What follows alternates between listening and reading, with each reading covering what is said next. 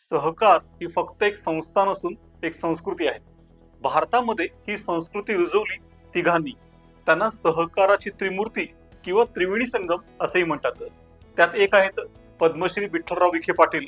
त्यांनी बघितलं की शेतकरी ऊस तर घेतो आहे, पण त्या ऊसाला किंमत मिळत नाहीये, आणि त्यामुळे त्यांनी ओळखलं की जोवर शेतकरी कच्च्या मालाकडून पक्क्या मालाकडे जाणार नाही, मालक होणार नाही, तोवर ते चांगले दिवस येणार नाहीत. त्यांनी ठरवलं की तसं आपण करायचं, एक सहकारी साखर कारखाना काढायचा. त्यासाठी ते गेले प्रख्यात अर्थतज्ञ धनंजयराव गाडगीळ यांच्याकडे, आणि त्यांनी एक फिजिबिलिटी रिपोर्ट बनवून दिला आणि साथ दिली. आणि या दोघांची समस्या अशी होती की पैसा कुठून आणायचा, भांडवल.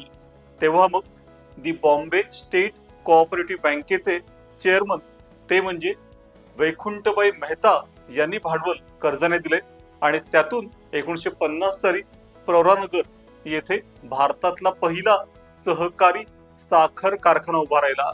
आणि अशा प्रकारे या त्रिमूर्तीने केलेलं काम हे अख्ख्या देशात गाजलंय आणि इतर राज्यांना सुद्धा आदर्श ठरलंय.